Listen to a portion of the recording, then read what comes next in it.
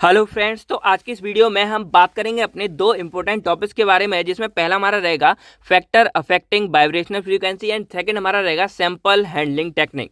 तो ये दोनों क्वेश्चन बेसिकली हमारे 10 में तो नहीं, लेकिन 5 या 7 मार्क्स में काफ़ी बार एग्जाम में पूछे गए हैं और दोनों ही हमारे आप बराबर ले सकते हो। यानी कि किसी बार हमारा सैंपल हैंडलिंग टेक्निक आ जाता है तो किसी बार हमारे फैक्टर अफेक्टिंग वाइब्रेशनल फ्रीक्वेंसी आ जाता है। तो इन्हीं दोनों को हम जो है आज की इस वीडियो में अच्छे से कवर करने वाले हैं। तो हम देख रहे थे अपनी instrumental method of analysis B pharmacy 7 semester, और इसमें हमारी यूनिट सेकंड चल रही थी, जिसमें हमारा चैप्टर 1 आईआर स्पेक्ट्रोस्कोपी को हम लोग पढ़ रहे थे।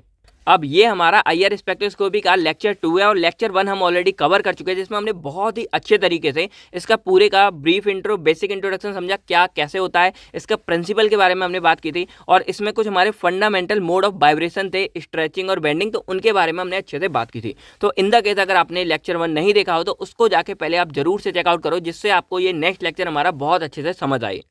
तो आज के टॉपिक से को समझने के लिए थोड़ा सा हम ब्रीफ समझते हैं एक्चुअल में कि ये हमारा आईआर स्पेक्ट्रोस्कोपी होता क्या है और ये आखिर टॉपिक हमारे क्या कैसे हैं।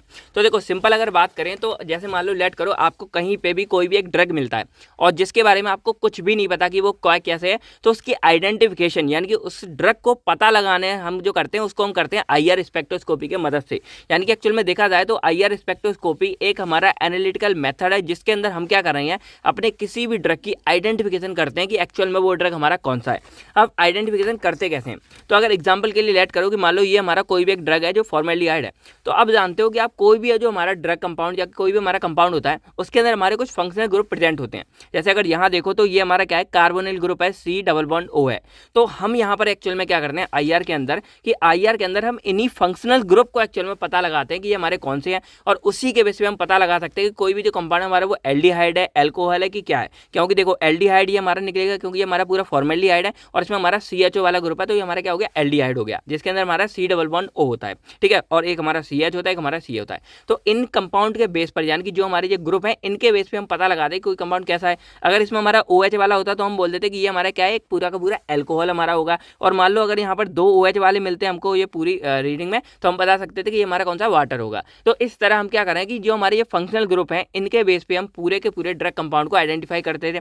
अब कैसे करते थे उसके लिए आप जो है वीडियो 1 जो हमारा लेक्चर 1 है उसको देख सकते हो, उसके प्रिंसिपल में सारी कहानी आपको पता लग जाएगी। अभी बस आप इतनी सी इंपॉर्टेंट बात समझो कि जैसे ही हम यहाँ पर कोई भी रेडिएशन देते हैं अपने कंपाउंड को, तो वो हमारा क्या होता है, ग्राउंड स्टेट से एक्साइटेड स्टेट में चला जाता है। और ये बेसिक फंडा है जो आपको यूवी वाले पार्ट जो हमारी यूनिट फर्स्ट थी वहां से आपको अच्छे से पता है। ठीक है, सिंपल सी बात है। तो आपको पता है कि कोई भी जो हमारा मॉलिक्यूल्स है उसके पास हमारी कुछ एनर्जी प्रेजेंट होती हैं, वाइब्रेशनल एनर्जी, रोटेशनल एनर्जी, ये हमारी एनर्जी प्रेजेंट होती है। तो इन द केस यहाँ पर क्या होता है कि जैसे ही मान लो ये आईआर की हमारी रेडिएशन जाएंगी, ये जो हमारा मॉलिक्यूल्स है ये क्या करेगा, ये इन एनर्जी में क्या होगा, इंक्रीजमेंट होगा, यानी कि ये एनर्जी हमारी बढ़ेंगी। क्यों? क्योंकि आपको पता है जो कोई भी जो हमारी लाइट है इनके अंदर क्या प्रेजेंट होती है, energy in the form of photons, यानी कि एनर्जी के जो हमारे छोटे छोटे पैकेट्स होते हैं इनको हम फोटॉन्स बोलते हैं, वो हमारी स्लाइड के अंदर प्रेजेंट होती है। ये आप पहले पढ़ चुके हैं। तो जैसे ही हमारी ये लाइट इसके ऊपर जाएगी, ये जो मॉलिक्यूल्स हमारे क्या करेगा, इस लाइट को एब्जॉर्ब करेगा, और इसके अंदर जो भी मॉलिक्यूल्स के अंदर जो एनर्जी है हमारी वाइब्रेशनल रोटेशनल एनर्जी, ये हमारी इंक्रीज होती है। और इंक्रीज होगी तो उस टाइम पर क्या होगा, ये जो हमारा मॉलिक्यूल्स है ये क्या करेगा, वाइब्रेट करेगा। तो इसी वाले पार्ट को हमने अपनी पिछली वीडियो में पढ़ा था। इसका टॉपिक क्या था, fundamental vibration in the polyatomic molecules. Polyatomic का मतलब ही ये था कि कोई भी जो हमारा मॉलिक्यूल्स है उसमें एक एटम तो होता नहीं है, पॉलीएटमिक मतलब 2-3 एटम यहाँ पे प्रेजेंट हो, तो ये हमारे पॉलीएटमिक मॉलिक्यूल्स होते हैं। तो इसके अंदर हमने 2 अपनी एनर्जी पढ़ी थी, एक 2 हमने वो पढ़ी थी वाइब्रेशन, एक हमारी थी स्ट्रेचिंग, एक हमारी थी बाइंडिंग थी। और एक्चुअल में यही हमारा प्रिंसिपल भी था कि जैसे ही हमारी कोई भी आईआर की रेडिएशन को मॉलिक्यूल्स हमारा एब्जॉर्ब करेगा, वो क्या करेगा, वो अपने आप को मूवमेंट करेगा, एनर्जी हमारी बढ़ेगी, ग्राउंड स्टेट से एक्साइटेड में जाएंगे, और वो 2 तरह के मोशन यहाँ शो करेगा, एक हमारी स्ट्रेचिंग होगी, एक हमारी बेंडिंग होगी। स्ट्रेचिंग हमने देख लिया था, इस तरह की थी कि यहाँ पर ये मॉलिक्यूल्स हमारे इस तरह पास जाएंगे या दूर जाएंगे, और बेंडिंग में हमारा एक्चुअल में क्या हो रहा था कि मॉलिक्यूल्स हमारा अपने प्लेन में इधर उधर क्या कर रहा था, मूव कर रहा था, यानी कि अपनी ओरिजिनल पोजीशन को छोड़कर इधर उधर मूवमेंट कर रहा था। तो ये स्ट्रेचिंग और ये बेंडिंग आप लोगों ने दोनों चीज़ें पिछली वीडियो में देखी थी।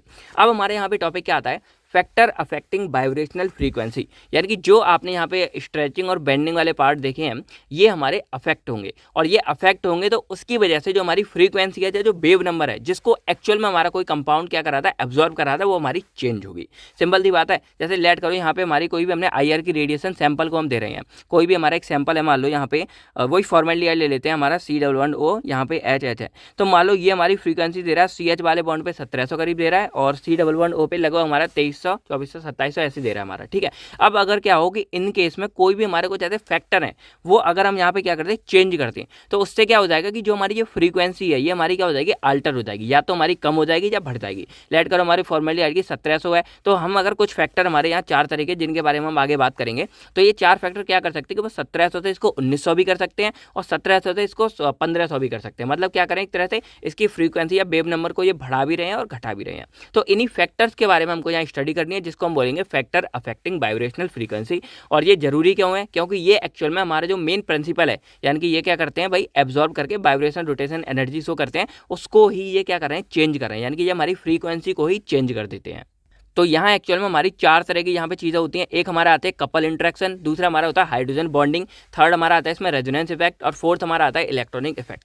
तो पहले नंबर पे हम समझते हैं कपल इंटरेक्शन को। तो कपल इंटरेक्शन में नॉर्मली वैसे क्या होता है कि मान लो कोई भी हमारे पास कंपाउंड है, ये मान लो कोई भी हमारे पास एक ये कंपाउंड है, लेट करो ये हमारा एल्डिहाइड का सिर्फ ग्रुप है। तो अब यहाँ पर देखोगे तो हमारे पास क्या है, सिंगल चीज़ है, यानी कि सी के साथ एक सिंगल बॉन्ड एच है और सी के साथ डबल बॉन्ड एच ओ है। तो अब क्या होगा कि जैसे मान लो यहाँ से हमारी IR की रेडिएशन पड़ेगी, तो इनके बीच और इनके बीच क्या होगा, एक सिंगली हमारा क्या हो रहा है, फंडामेंटल वाइब्रेशन हो रही है, यानी कि एक फ्रीक्वेंसी हमारी जनरेट हो रही है और वो सिंगल हमारी जनरेट हो रही है। लेकिन इन द केस क्या हो जाए कि अगर मान लो किसी में ये हमारे क्या होता है, डबल कंपाउंड सेम हो जाए, जैसे मान लो यहाँ पे हो गया फॉर्मली में सी के साथ एक एच है, सी के साथ एक एच है, तो यहाँ पे हमारे एक तरह से क्या हो जाते हैं, दो हमारे सेम हो जाते हैं। तो इसी को हम क्या बोलते हैं, कपल्स बोलते हैं, यानी कि कपल क्या हो रहा है, आपस में इंटरेक्शन हो रहा है। और इसकी वजह से क्या होगा कि अब यहाँ पर जो हमारा एक है वो तो हमारा सिमेट्रिक वाला देगा और दूसरा हमारा असिमेट्रिक वाला देगा। असिमेट्रिक और असिमेट्रिक हमारी स्ट्रेचिंग थी जो आपने यहाँ पे पढ़ा था कि एक हमारा कंपाउंड यहाँ पे देगा सिमेट्रिक स्ट्रेचिंग, जिसमें दोनों के दोनों हमारे क्या जा रहे हैं, मॉलिक्यूल्स के पास जा रहे हैं, या फिर दोनों के दोनों हमारे दूर जा रहे हैं। और एक हमारे यहाँ कंपाउंड शो करेगा असिमेट्रिक वाला, जिसमें क्या होगा, एक पास जाएगा तो दूसरा दूर जाएगा, जिसके बारे में आप पिछली वीडियो में पढ़ चुके थे। तो यही हमारा एक्चुअल में कपल इंटरेक्शन होता है यहाँ पर, कि अगर किसी कंपाउंड में क्या होता है, एक से ज़्यादा मतलब सेम कंपाउंड वाले मॉलिक्यूल्स यहाँ पे ऐड हो जाएगा, एक से ज़्यादा, जैसे मान लो ये है तो CH और CH हमारे क्या हो गए, यहाँ पे दो इस तरह के मिल गए हैं, तो यहाँ पर इंटरेक्शन हो जाएगी और उस चक्कर में एक हमारा देगा असिमेट्रिक वाली कंडीशन, सिमेट्रिक वाली कंडीशन, और एक हमारा देगा असिमेट्रिक वाली कंडीशन। अब इनसे फर्क क्या पड़ता है कि जो हमारा असिमेट्रिक वाला वो होगा, बॉन्ड होगा, वो हमारा हाइयर वेव नंबर शो करेगा, लेकिन जो हमारा सिमेट्रिक वाला होगा वो हमारा लोअर वेव नंबर शो करेगा। तो इस तरह हमको यहाँ पे क्या देखा इफेक्ट, कि अगर कोई भी हमारा सैंपल है, अगर उसके अंदर हमारा कपल इंटरेक्शन हो जाता है, मतलब किसी में हमारे जैसे मान लो CH2 है तो यहाँ HH2 हमारे ये मिल गए, या CO2 है तो इसमें हमारा C double bond O, C double O मिल गया, तो इस केस में क्या होगा कि जो हमारा वो है ये दो पार्ट्स में कर जाएगा, एक हमारा सिमेट्रिक दिखाएगा, असिमेट्रिक दिखाएगा, और इस केस में हमारी फ्रीक्वेंसी क्या हो जाएगी, डिफर हो जाएगी, एक हमारी लोअर शो करेगी और एक हमारी हाइयर शो करेगी। तो यही हमारा होता है कपल इंटरेक्शन वाला। सेकंड हमारा इसमें आता है हाइड्रोजन बॉन्डिंग। तो पहले आप समझो हाइड्रोजन बॉन्डिंग एक्चुअल में क्या होता है। तो मान लो कोई भी हमारे कंपाउंड है, यहाँ पे अगर मैं सिंपल दिखाऊं, मान लो कोई हमारे कंपाउंड है H2O वाला कंपाउंड है, तो अगर इसको हम बनाए तो कैसे बनेगा, एक H के साथ एक O इधर है, हमारे एक O इधर है। अब मान लो इसी तरह का एक और हमारा कंपाउंड यहाँ पे आ जाता है, इसको हम क्या बोलेंगे, H2O बोल देंगे यहाँ पे, ठीक है। सॉरी, यहाँ पर दो हमारे O होने थे और एक मतलब एक O होना था, दो H होने थे, क्योंकि H2O है। मान लो ये हमारा कंपाउंड है जिसमें हमारे ये दो क्या है, H2O है। अब इसी तरह का एक और हमारा सेम कंपाउंड यहाँ पे आ जाता है, मान लो ये हमारा H2O एक और हो गया। तो अब अगर ये दो मॉलिक्यूल्स पास हैं तो इसमें क्या होगा कि ये वाला जो हमारा ऑक्सीजन है, ये हाइड्रोजन, ये आपस में क्या करेंगे, एक डायपोल डायपोल इंट्रैक्शन क्रिएट करेंगे और एक हमारा हल्का फुल्का बॉन्ड यहाँ पे क्रिएट कर लेते हैं, जो ज़्यादा मजबूत नहीं होता, कोवैलेंट की तरह नहीं होगा, सिंपल हमारा डायपोल डायपोल इंट्रैक्शन हो जाता है हल्का। क्यों हो जाता है, क्योंकि ये हमारा क्या होता है, हाईली इलेक्ट्रोनेगेटिव होता है, इस चक्कर में ये हमारे यहाँ जनरेट हो जाता है। तो जो हमारे इस तरह के बॉन्ड होते हैं इन्हीं को हम क्या बोलते हैं, हाइड्रोजन बॉन्डिंग बोलते हैं, ठीक है। हाइड्रोजन बॉन्डिंग आप समझ गए होंगे। तो अब क्या होता है कि अगर मान लो कोई भी सैंपल है और उसके बीच में अगर ये हमारी हाइड्रोजन बॉन्डिंग होती है, तो ये हमारे एक्चुअल में क्या करेंगे, हमारी फ्रीक्वेंसी या वेव नंबर को क्या कर देंगे, डाउन कर देंगे, यानी कि कम कर देंगे। अब इसी में हमारे दो तरह के होते हैं, एक हमारी इंटरमॉलिक्यूलर है, एक हमारी इंट्रामॉलिक्यूलर है। इंटरमॉलिक्यूल मतलब समझ लो कि जो हमारे मॉलिक्यूल्स हैं वो हमारे अलग अलग हैं, यानी कि एक हमारा वाटर ये है, एक हमारा वाटर ये है, और इसके बीच में ये हमारी हो रही है, ये हमारा H2O है, ये हमारा H2O है। तो यहाँ पर ये O और H के बीच में हमारी बॉन्डिंग हो रही है, तो ये इंटरमॉलिक्यूलर है। इंट्रामॉलिक्यूलर में क्या है कि ये आपस में ही लग गए, यानी कि घर में हमारी काम यहाँ पे हो रहा है। तो मान लो ये एक हमारा सिंगल मॉलिक्यूल्स है पूरा का पूरा, और इसमें ये हमारा O इस H के साथ क्या कर रहा है, हल्का सा डायपोल डायपोल इंट्रैक्शन क्रिएट कर रहा है, और इसी को हम यहाँ पर क्या बोलेंगे, हाइड्रोजन बॉन्डिंग बोलेंगे, और ये वाली जो हमारी कहलाती है इंट्रामोलिकुलर कहलाती है। तो बस इतना सा डिफरेंस आप समझ गए। अब क्या होगा कि ये हमारा ब्रॉड बैंड देगा, यानी कि जो एक रेंज बनेगी वो काफ़ी चौड़ी लंबी चौड़ी बनेगी, और ये हमारा जो बनेगा इंट्रामोलिकुलर वाला, ये हमारा देगा sharp and well defined band जहाँ क्रिएट करेगा, यानी कि कम। इसके पीछे रीजन क्या है कि जो इंटरमोलिकुलर वो हमारा कंसंट्रेशन पर डिपेंड करता है। रीजन की मान लो ये मॉलिक्यूल से अलग अलग में कर रहा है, अब मान लो मॉलिक्यूल्स हमारे ज़्यादा हो जाएंगे तो भाई रेंज हमारी और ज़्यादा यहाँ पे शो होगी। लेकिन इंटरमोलिकुलर में क्या है कि मॉलिक्यूल सिर्फ हमारा एक है, अलग अलग नहीं है। तो बस यही है, ये थोड़ी बातें आप याद कर लेना। मेन हमारा यही है कि हाइड्रोजन बॉन्डिंग एक्चुअल में क्या करता है कि हमारे ये फ्रीक्वेंसी को क्या करेगा, डाउन करेगा। अगर इसका एग्जांपल हम देखें तो लेट करो हमारे अमीन्स में अगर NH ग्रुप है तो वो हमारा 3500 शो करता है, लेकिन अगर यहीं पर हमारी क्या होता है, हाइड्रोजन बॉन्डिंग हो जाए दूसरे अमीन के बीच में, तो ये हमारा लगभग 3300 सेंटीमीटर इनवर्स रह जाएगा। मतलब यहाँ पे हमारी फ्रीक्वेंसी क्या हो गई, डाउन हो गई। सेम फंडा हमारे यहाँ एल्कोहल्स में अगर ले लें तो OH बॉन्डिंग है तो हमारा 3600 तक आप मान सकते हो, लेकिन अगर हाइड्रोजन बॉन्डिंग हो जाए किसी के साथ में तो ये लगभग हमारा 3400 से 3200 तक इन्वर्स आ जाता है। मतलब ये हमारा क्या हो गया, लगभग यहाँ 200-300 वेव नंबर तक हमारा क्या हो गया, डाउन हो गया। अब यहाँ अगर हम थर्ड देखें तो ये हमारा आता है रेजोनेंस इफेक्ट। तो देखो रेजोनेंस में एक हमारी फर्मी रेजोनेंस भी आती है। तो फर्मी रेजोनेंस क्या होती है ये भी इंपॉर्टेंट है, जो इसकी जगह आपको मिल जाएगी। इसके बारे में आप कमेंट्स में लिख के बताओ। इंपॉर्टेंट और इंटरेस्टिंग टॉपिक है, देखते कितने लोगों को आता है, कहीं से भी ढूंढ डाल के आप कमेंट्स में लिख के बताओ कि फर्मी रेजोनेंस से आप क्या समझते हो, डिफाइन करो, इफेक्ट वगैरह आप कमेंट्स में लिख के बताओ। तो अगर हम सिंपल रेजोनेंस की बात करें तो जो कोई भी हमारी रेजोनेंस होगी वो हमारी फ्रीक्वेंसी को डाउन कर देगी। रीजन क्या है कि भाई रेजोनेंस आपको पता है क्या होता है, हमारी जो बॉन्ड है वो शेयरिंग होने लगती है, और जब बॉन्ड हमारे यहाँ पे ज़्यादा शेयर होने लगेंगे तो उससे क्या होगा, हमारी बॉन्ड लेंथ बढ़ जाएगी और उस चक्कर में हमारी फ्रीक्वेंसी क्या हो जाएगी, यहाँ पे डाउन हो जाएगी। जैसे एग्जांपल के लिए ये देखो, ये नॉर्मल है तो 1715 सेंटीमीटर इनवर्स है, लेकिन यहीं पर हमारी क्या होगी, एक हमने CH2 और जोड़ दिया तो ये डबल बॉन्ड हमारा इधर मूव करेगा, ये इधर करेगा, तो यहाँ पे एक तरह से रेजोनेंस क्रिएट हो जाएगी, बॉन्ड लेंथ हमारे बढ़ जाएंगे और ये हमारी क्या होगी, यहाँ पे डाउन होगी। आप यहाँ पे देख सकते हैं। तो ये हमारा रेजोनेंस इफेक्ट है, लेकिन फर्मी रेजोनेंस में इसका थोड़ा सा उल्टा होता है, तो वही आप कमेंट लिख के बताओ कि क्या कैसे होता है। ठीक है, चलिए फोर्थ हमारे यहाँ इफेक्ट आता है इलेक्ट्रॉनिक इफेक्ट। तो इलेक्ट्रॉनिक इफेक्ट को हम यहाँ पे इंडक्टिव इफेक्ट भी एक तरह से बोल सकते हैं। वैसे इसके अंदर और भी आते हैं, लेकिन हम सिंपल एक देख लेते हैं, इंडक्टिव इफेक्ट वाला। तो इंडक्टिव इफेक्ट में एक्चुअल में क्या होता है कि यहाँ पर हम दो तरह के हमारे ग्रुप होते हैं जिनको हम यहाँ ऐड कर सकते हैं। एक हमारा होता है इलेक्ट्रॉन रिलीजिंग ग्रुप, एक हमारा होता है इलेक्ट्रॉन विदड्रॉइंग ग्रुप। तो इलेक्ट्रॉन रिलीजिंग ग्रुप का मतलब क्या होता है कि यहाँ पर अगर मान लो कोई भी हमारे मॉलिक्यूल्स है, अगर इसके अंदर हम कोई भी इलेक्ट्रॉन रिलीजिंग ग्रुप ऐड कर देते हैं, मतलब जो अपने इलेक्ट्रॉन को क्या करेगा, देगा, यानी कि इस मॉलिक्यूल्स को वो क्या करेगा, इलेक्ट्रॉन को देगा, तो वो हमारा क्या करेगा, उसकी फ्रीक्वेंसी को डाउन कर देगा। क्यों? क्योंकि यहाँ पर क्या हो जाएगी, बॉन्ड लेंथ बढ़ जाएगी। एग्जाम्पल समझो, ये हमारा सिंपल सा कंपाउंड है, फॉर्मलिहाइड है, अगर इसमें हम एक H की जगह CH3 ऐड कर देते हैं यहाँ पे, तो CH3 हमारा क्या है, एक इलेक्ट्रॉन रिलीजिंग ग्रुप है। तो अब क्या करेगा, वो यहाँ पर अपने बॉन्ड को क्या करेगा, शेयर करने लगेगा, और शेयर करने लगेगा, इस चक्कर में यहाँ पे बॉन्ड लेंथ हमारी बढ़ेगी और ये हमारा क्या होगा, डाउन हो गया। एक जोड़ा तो यहाँ 1750 से 1745 यानी कि 1745 सेंटीमीटर इनवर्स हो गया। एक तरह देखा जाए तो हमारी फ्रीक्वेंसी कम हो गई। और अगर आप ध्यान दो तो रेजोनेंस में भी हम यही देख रहे थे कि ये हमारा सिंपल है, हमने यहाँ पर एक CH2 जोड़ा, यानी कि CH वाला ग्रुप हमारा क्या था, इलेक्ट्रॉन रिलीजिंग ग्रुप था। तो यहाँ पर ये शेयर करा बॉन्ड को, तो देखो 1715 से 1990, यानी कि यहाँ भी हमारी क्या हुई, फ्रीक्वेंसी डाउन हुई। तो सिंपल सा फंडा है कि इलेक्ट्रॉन रिलीजिंग ग्रुप जहाँ भी ऐड होगा वो हमारी फ्रीक्वेंसी को क्या करेगा, डाउन करेगा। वही यहाँ पे आपने देखने को मिला। अब इसी प्लस इंडक्टिव इफेक्ट में एक हमारा आता है जिसमें हम नेगेटिव, ये नेगेटिव यहाँ लिख दो, नेगेटिव इंडक्टिव इफेक्ट। तो इसमें हम क्या करते हैं, इलेक्ट्रॉन विदड्रॉइंग ग्रुप को ऐड करेंगे। तो ये बेसिकली क्या करेंगे, ये हमारे क्या करेंगे, इससे इलेक्ट्रॉन को लेंगे। तो वही इसका उल्टा होगा कि अब यहाँ पर मान लो ये हमारे कंपाउंड है, तो इसमें अब क्या करें, हम क्लोरीन ग्रुप ऐड कर देते हैं। वो क्या करेगा, यहाँ से इलेक्ट्रॉन को अपनी तरफ खींचेगा, और जब ये यहाँ से खींचेगा तो बॉन्ड लेंथ हमारी शॉर्ट होगी और हमारी जो फ्रीक्वेंसी वो हमारी यहाँ क्या होगी, बढ़ने लगेगी। यहाँ 1725 थी, यहाँ 1740 सेंटीमीटर इनवर्स हो गई। तो यहाँ पे क्या हुई, हमारी ये चीज़ क्या हुई, इंक्रीज हुई। तो यही आप सिंपल बना सकते हो कि जो इंडक्टिव इफेक्ट या इलेक्ट्रॉनिक इफेक्ट है, इसमें क्या होगा, दो तरह के, अगर प्लस आई इफेक्ट यानी कि इसमें इलेक्ट्रॉन रिलीजिंग ग्रुप ऐड करेंगे, फ्रीक्वेंसी डाउन होगी, और नेगेटिव आई इफेक्ट में इलेक्ट्रॉन विदड्रॉइंग ग्रुप ऐड करेंगे और हमारी फ्रीक्वेंसी क्या होगी, इंक्रीज हो जाएगी। तो ये थे हमारे सिंपल वाले फर्मी रेजोनेंस के बारे में, आपको कमेंट्स में लिख के बताना है। चलिए अब अपना नेक्स्ट टॉपिक हम समझते हैं, जिसका नाम क्या होगा, सैंपल हैंडलिंग टेक्निक। तो वैसे तो ये इंस्ट्रूमेंट के बाद आपको समझना चाहिए, लेकिन यहाँ समझ लेते हैं। तो सिंपल मान लो हम छोटा सा इंस्ट्रूमेंटेशन का वो ले लेते हैं। तो मान लो ये हमारी IR की वो होगी, रेडिएशन सोर्स ऑफ लाइट है। यहाँ हमारा बीच में होगा सैंपल, और सैंपल से हमारी लाइट ये पास करके डिटेक्टर पर जाएगी और यहाँ हमें रिकॉर्डिंग सिस्टम में मिलेगा। तो जो हमारे ये सैंपल है ना, यहाँ पर जो भी हम सैंपल अपना पुट करते हैं तो वो हम स्पेशल टेक्निक का यूज़ करके करते हैं। मतलब सिंपल ऐसा नहीं है कि आपने बीच में लगा दिया सैंपल और काम हो जाएगा। हम कुछ टेक्निक का यूज़ करते हैं जिसके जरिए हमारे जो कोई भी सैंपल है जिसकी हमको IR स्पेक्ट्रोस्कोपी करनी है उसको हम क्या करते हैं यहाँ पर पुट करते हैं। तो उसके लिए बेसिकली हमारी 4 यहाँ पे टेक्निक दी गई हैं। पहली हमारी आती है सॉलिड सैंपलिंग टेक्निक, सेकंड हमारी आती है लिक्विड सैंपलिंग टेक्निक, थर्ड हमारी आती है गैस सैंपलिंग टेक्निक और फोर्थ हमारी आती है सॉल्यूशन सैंपलिंग टेक्निक। तो सिंपल सी है, यहाँ स्ट्रक्चर के बेस पे आप समझ सकते हो। तो पहली हमारी आती है सॉलिड सैंपलिंग टेक्निक। तो इसमें हम क्या करते हैं, बेसिकली जो भी हमारे सॉलिड के सैंपल्स होते हैं उनको हम प्रिपेयर करेंगे और उनको हम इस वाली जगह पे पुट करते हैं। तो इसके अंदर भी हमारे 4 मेथड आते हैं। पहला हमारा आता है डायरेक्ट सैंपलिंग। डायरेक्ट सैंपलिंग में कुछ नहीं करना है, जो हमारा ये सैंपल का होल्डर होगा, यहाँ पे एक हमारा होल्डर फिट होता है, उस होल्डर के अंदर हम क्या करते हैं, मान लो ये ब्लैक कलर में हमारा सैंपल है, उसको हम रखेंगे और ये पूरे होल्डर को उठा के हम क्या करेंगे, यहाँ पे फिट कर देंगे और हमारा ये पूरा इंस्ट्रूमेंट क्या हो जाता है, तैयार हो जाता है। सेकंड हमारी यहाँ चीज़ आती है पैलेटाइजेशन टेक्निक। तो पैलेट्स के बारे में आपने पढ़ा होगा, टैबलेट वगैरह हमने पढ़ाई थी। तो टैबलेट में क्या होता है कि जैसे मान लो हमारा कोई भी पाउडर फॉर्म है, तो पाउडर को हम क्या करते हैं, थोड़ा सा गीला करके उसको हम पंचिंग मशीन से छोटे छोटे पैलेट्स तैयार कर लेते हैं।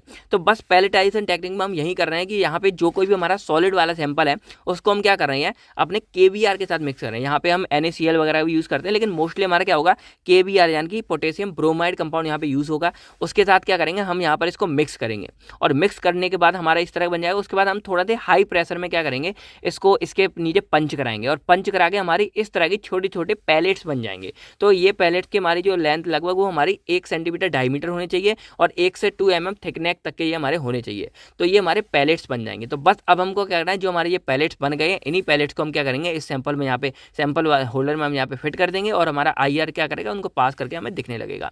बस एक चीज़ आपको समझनी है जो यहाँ पे यूज़ होती है, क्या कि जैसे हमारा IR जो वाला सैंपल है ना, आपको देखा होगा कि ये हर किसी पे वैलिड नहीं होता। हमने इसके लिए क्राइटेरिया भी पहले पढ़ा था। तो यहाँ पर जो हम जो कंपाउंड यहाँ यूज़ कर रहे हैं, जैसे हमारा KBr हो गया, NaCl हो गया, इनको हम इसलिए यूज़ करते हैं क्योंकि ये हमारा क्या होगा, यहाँ पर विजिबल होता है, यानी कि ट्रांसपेरेंट होता है, ट्रांसपेरेंट होगा। तो ये कंपाउंड हमारे क्या होंगे, IR से इसको पास कर जाएंगे और हमारा सैंपल पे डायरेक्ट जाके हमारी IR वाली लाइट लगेगी। जैसे मान लो ये सैंपल है, तो इसके पास में अगर मैंने मान लो यहाँ कंपाउंड रख दिया, तो ये जो कंपाउंड है, मान लो अगर ये ऐसा है जो इसके सामने विजिबल है, तो भाई जो हमारी IR की लाइट है वो तो इस वाले कंपाउंड पे रह जाएगी। तो इसलिए हम यहाँ पर जो यूज़ करते हैं वो हमारा रहेगा NaCl या हमारा रहता है KBr। तो उस चक्कर में क्या होगा कि जो हमारी IR की लाइट है वो क्या करेगी, इस NaCl या KBr की लाइट को KBr को पास करके डायरेक्ट सैंपल पे जाके पड़ती है और सैंपल पूरी एब्जॉर्ब कर लेता है IR जो भी उसको चाहिए होती है। तो यही रीज़न है कि हम यहाँ पर KBr और NaCl चीज़ों का यूज़ करते हैं। तो जो हमारी ये पैलेट्स पड़ी है, इसमें भी हम KBr और NaCl इनका यूज़ कर रहे हैं। तो इस वजह से क्या होगा कि इनका कोई इफेक्ट हमको यहाँ पे देखने को नहीं मिलता है। बाकी हम जो पैलेटाइजेशन टेक्निक है, इसमें हम क्या करते हैं कई बार कि केवल KBr का भी एक मतलब मान लो एक हमने सिंपल टेक्निक बनाई KBr की, एक हमने बनाई है ड्रग के साथ। तो पहले हम KBr को डाल के उसकी रीडिंग ले लेंगे और उसको फिर हम माइनस कर सकते हैं। तो ये भी कुछ हमारी टेक्निक है जो आप पहले भी पढ़ चुके हो। यही सारी चीज़ें हैं, बस पैलेटाइज में इतना समझो कि हम यहाँ पे पैलेट्स को बनाते हैं। क्या रेंज होनी चाहिए वो आपको यहाँ मिल गई होगी। थर्ड नंबर पे हमारी यहाँ पे आती है मलिंग टेक्निक। तो इसमें एक तरह से क्या करते हैं कि हम पेस्ट तैयार करते हैं।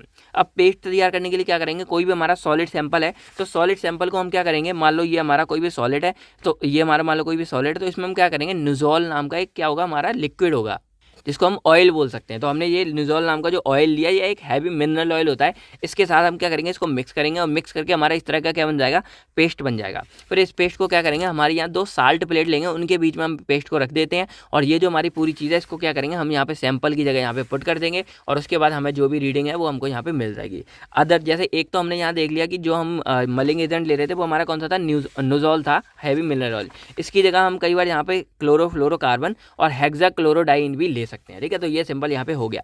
चौथी हमारी इसी सॉलिड के अंदर आती है एज अ सॉलिड फिल्म। इसमें हम क्या करते हैं, एक तरह से फिल्म तैयार करते हैं। तो इसके लिए हम क्या करेंगे कि यहाँ पे मान लो सिंपल हम या तो KBr लेंगे या फिर NaCl का एक पूरा सरफेस लेते हैं। इसके ऊपर हम यहाँ पे ड्रग को रख देते हैं। उसके बाद हम इसको एवापोरेट कराएंगे और एवापोरेट होते होते क्या होगा कि जो हमारा ड्रग है वो क्या करेगा, इसको एक तरह से मतलब फिल्म की तरह बन जाएगा। एक पतली सी फिल्म यहाँ पे हमारी तैयार हो जाएगी। तो उसके बाद हम क्या करेंगे, जैसी पतली जो फिल्म हो जाएगी इसको हम यहाँ पर सैंपल में रख देंगे और हमारा काम हो जाएगा। क्योंकि NaCl तो हमारा ट्रांसपेरेंट है, तो हमको जो भी ड्रग है उसकी एक्चुअल में रीडिंग यहाँ पे मिल जाएगी।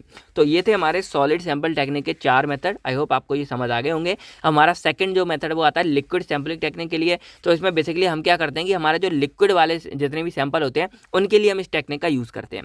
तो इसमें बेसिकली करना क्या होता है, हमें सिंपल सा काम है, ये हमने लिया लिक्विड का सैंपल, ये हम यहाँ पर लेते हैं NaCl की 2 प्लेट है। तो पहली हमने प्लेट यहाँ पे ले ली NaCl की। अब क्या करेंगे, लिक्विड सैंपल की जो भी हमारी ड्रॉप्स हैं हम ड्रॉप बाय यहाँ पे डालेंगे। हमने यहाँ पे ड्रॉप डाली, इस तरह की रख दी। उसके बाद हमारी जो दूसरी NaCl की प्लेट है वो हम इसके ऊपर रख देते हैं और इनको एक तरह से प्रेस कर देंगे। तो उसके बाद क्या होगा, यहाँ पे एक तरह से क्या हो जाएगा, हमारी पूरी की पूरी एक तरह से प्रेस होकर स्क्यूज बोल सकते हैं हम, यहाँ पर दब जाएगी। सैंडविच टाइप, आपने सैंडविच वगैरह खाए होंगे, 2 ब्रेड होते हैं, बीच में हम मटेरियल रख देते हैं, वही हो गया। यहाँ 2 NaCl की हमारी प्लेट्स हो गई, बीच में हमारे लिक्विड का सैंपल हो गया और इस तरह से हमारे ये पूरा तैयार हो जाता है। बीच में हमारा सैंपल है लिक्विड वाला और आगे पीछे हमारी क्या है NaCl की प्लेट्स है और ये हमारा क्या हो गया, पूरा लिक्विड सैंपलिंग टेक्निक तैयार हो गई। अब जो इसकी एक मतलब वो थिन फिल्म, ये पतली सी फिल्म बन जाती है हमारी ट्रक की, तो वो कितनी होनी चाहिए, 0.1 से 0.3 mm तक होनी चाहिए। बस इतना सा इसमें काम था, तो सिंपल आप यहाँ पे समझ गए होंगे। तो यही था हमारा लिक्विड वाला। अब क्या होता है कि इसमें एक चीज़ आपको और ध्यान देनी है कि जो हमारी सैंपलिंग टेक्निक है इसमें हम वाटर का यूज़ नहीं करते हैं, क्योंकि वाटर नहीं है हमारे लिए यहाँ पे यूजफुल नहीं है।